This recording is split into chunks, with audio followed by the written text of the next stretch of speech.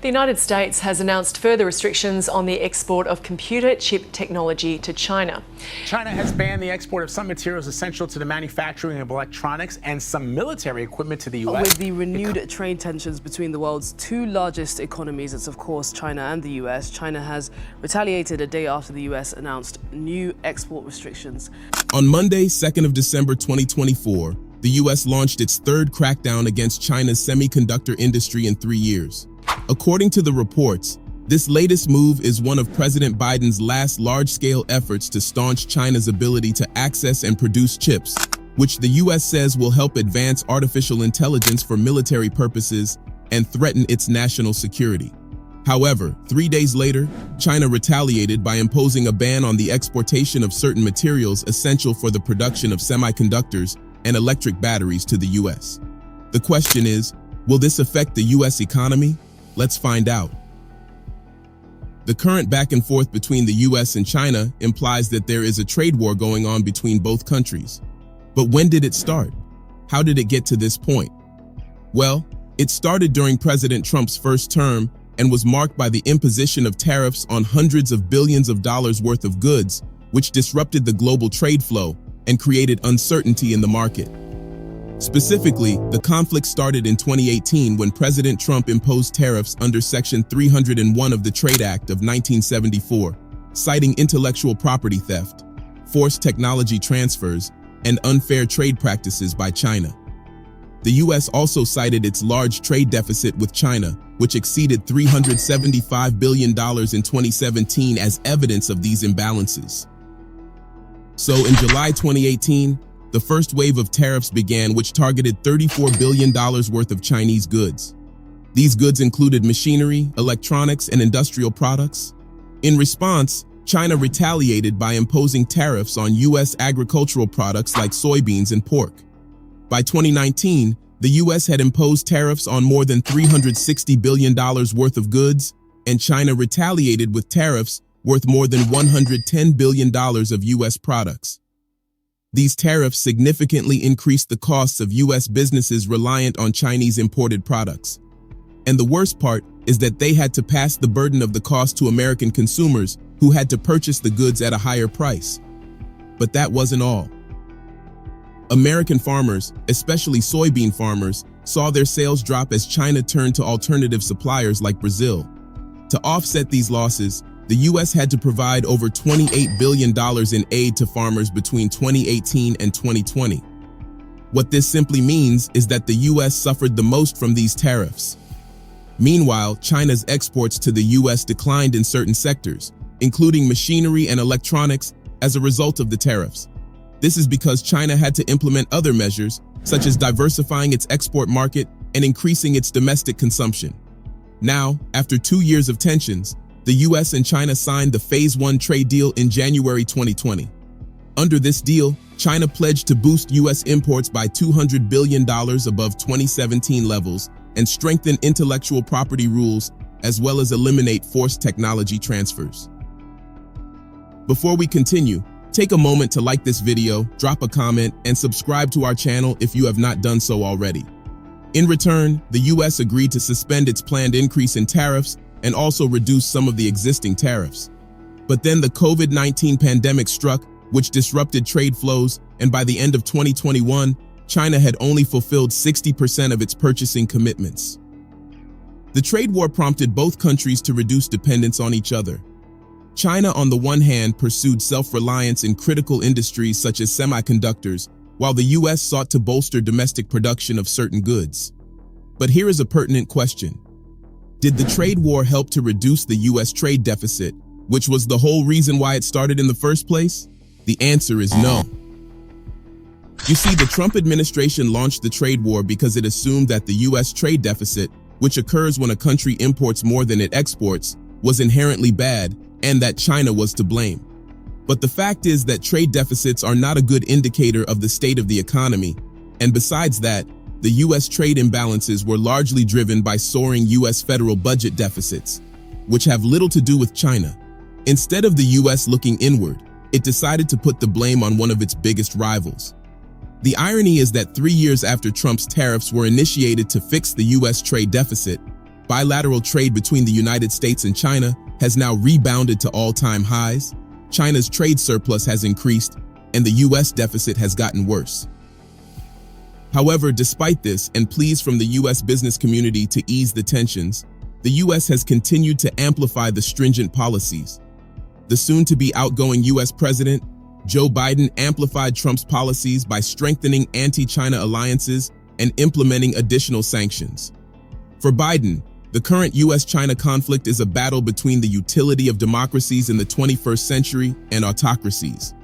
It's no surprise then that he has launched several attacks on China's semiconductor industry. In a move to curb China's technological advancements, the recent crackdown entails a new set of export controls, restricting the sale of crucial semiconductor manufacturing equipment and high-bandwidth computer memory to China. According to the reports, the U.S. Commerce Department's Bureau of Industry and Security introduced these measures to slow down China's progress in developing advanced semiconductors, which are vital for a range of cutting-edge technologies. The new rules affect 24 types of devices and 3 types of software tools that are essential to the production of advanced node semiconductors. These chips are considered the fastest and most efficient on the market, and their uses range from high-performance computing to artificial intelligence and machine learning. The restrictions prevent U.S. companies from supplying these equipment and software to Chinese companies involved in semiconductor production.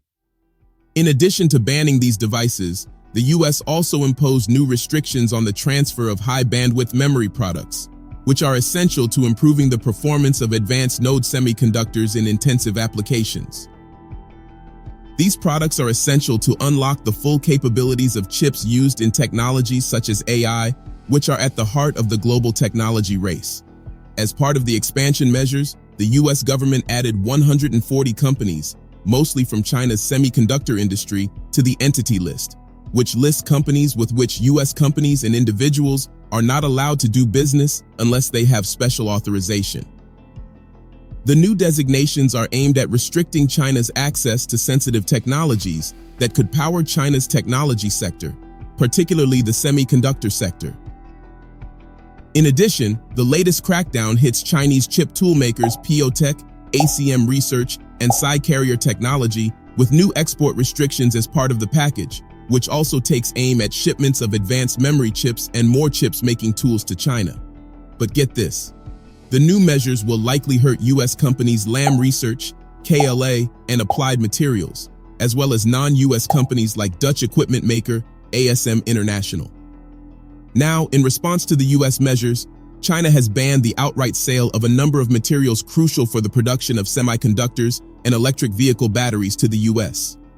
Following the U.S. sanctions on Monday, China's Commerce Ministry condemned the move, accusing the U.S. of abuse of export controls and posing a significant threat to the stability of global industrial and supply chains. In a statement released the same day, China said that the U.S. preaches one thing while practicing another, excessively broadening the concept of national security, abusing export control measures, and engaging in unilateral bullying actions. China firmly opposes such actions. A day following the release of this statement, China went ahead to ban the sale of essential materials crucial for the production of semiconductors and electric vehicle batteries to the U.S. According to China's Commerce Ministry, the sale of gallium, germanium, antimony, and other super hard materials will not be permitted because they may be used for military purposes. Interestingly, China had restricted the sale of these materials last year as the tech rivalry between both countries escalated. However, at the time, there was an option for companies to apply for special permits to export to the U.S. But with the current ban, this loophole has now been closed. In addition to these bans, China has also indicated plans to impose stricter controls on graphite exports. China accounts for 70% of rare earth mineral production, so it makes sense that China would use this dominant position as a strategic countermeasure. This ban will have a wide range of implications for U.S. industries and global supply chains. But what exactly is the implication of China's retaliation? China's ban on rare earth exports has sent shockwaves across the U.S. manufacturing industry, especially companies dependent on these materials for production. These industries, including aerospace, renewable energy, and defense, will have to find alternative sources with limited success. To make matters worse, prices of these rare earth materials have skyrocketed, creating supply chain bottlenecks and threatening the U.S. competitiveness in the global market. China's decision highlights the risks of over-reliance on a single-source supplier. This will prompt U.S. allies to reconsider their positions. While some nations might remain with the U.S., some others will seek closer ties to China to avoid being caught in the crossfire. By leveraging its dominance in critical materials, China has revealed its ability to withstand and retaliate against the U.S. restrictions. Now, as we said at the beginning of this video, the latest crackdown on China's semiconductor industry is the third in 3 years. Last year, for example, the U.S. Commerce Department reduced the types of semiconductors that American companies can sell to China, citing the desire to close loopholes in regulations announced in 2022. In September this year, the U.S. Commerce Department separately proposed a ban on the sale or import of smart vehicles that use specific Chinese or Russian technology, citing security concerns. But here is a big question. Why has the U.S. policy to restrict China's semiconductor industry not achieved the desired results?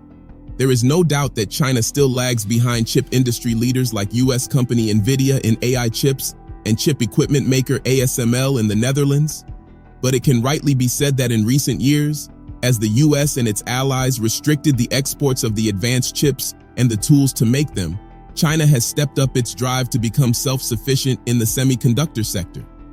You see, one thing that the U.S. has failed to realize is that humans and by extension countries can adapt. Just like U.S. sanctions made Russia develop an alternative SWIFT, U.S. restrictions pushed China to prioritize self-reliance and substantial state investment in the semiconductor industry. These investments in research and development have enabled firms like SMIC to achieve significant advancements in semiconductor manufacturing. Domestic innovation in AI, quantum computing, and telecommunications have also surged, driven by increased funding and government investments. In addition, China has strengthened ties with non-U.S. technology providers in countries that do not agree with U.S. policies. These include countries such as Russia and some European and Asian countries. China has also diversified its supply chains to reduce dependence on the U.S. market through strategic initiatives like the Belt and Road China Initiative. The extraterritorial scope of the U.S. export measures has strained key allies and partners. However, despite the obvious failure of the U.S. export measures, it seems the U.S. is determined to continue in this path. The incoming president, Donald Trump, has vowed to continue the same trend. Trump pledged to impose even more stricter measures against China, doubling down on policies targeting Chinese products and critical technologies. However, Trump's aggressive stance risks alienating some segments of the U.S. business community as well as U.S. allies who depend on stable trade with China. The U.S. might think that it has leverage, but from what we can see, the fact is that it's China that actually has leverage. President Trump has pledged to revive the U.S. economy, but his aggressive policies will make industries reliant on Chinese goods and materials face mounting costs and threaten jobs as well as domestic growth. This would undermine Trump's promise of reviving the economy. Interestingly, China is not the only country that is in Trump's line of view. Recently, Trump issued a warning to member countries of the BRICS bloc regarding their attempt at de-dollarization. In a post on his X page on December 1, 2024, Trump demanded that BRICS halt its plan of dumping the dollar in global trade. He said, "The idea that the BRICS countries are trying to move away from the dollar while we stand by and watch is over. We require a commitment from these countries that they will neither create a new BRICS currency nor back any other currency to replace the mighty US dollar, or they will face 100% tariffs and should expect to say goodbye to selling into the wonderful US economy. They can go find another sucker. There is no chance that the BRICS will replace the US dollar in international trade, and any country that tries should wave goodbye to America." So, according to Trump, any efforts to challenge the US dollar's global dominance will be met with 100% tariffs, meaning restricted access to the US market. BRICS member countries, including China and Russia, have been working actively in recent years to reduce reliance on the dollar in global trade. Widely known as de-dollarization, this strategy encourages countries, especially in the global south, to use local currencies instead of the dollar for trade. However, the US has seen these measures as potential threats to the supremacy of the dollar and have responded with threats of tariffs to counter these measures. However, it's highly unlikely that Trump's threat of a 100% tariff would stop BRICS from pursuing the de-dollarization campaign. If anything, it would even drive these countries to pursue the strategy harder because the actions of the US only serve to prove its hegemony. But that's not all. Just like China was able to circumvent the export control measures of the US, there is no doubt that BRICS, which constitutes more than 40% of the world's population and more than 30% of the world's GDP, will be able to circumvent the US tariffs. And, just like in the case of China, it would be the US consumers who would suffer from the policy ultimately. What do you think about this video? Let us know in the comments section below. Don't forget to like, subscribe, and share this video.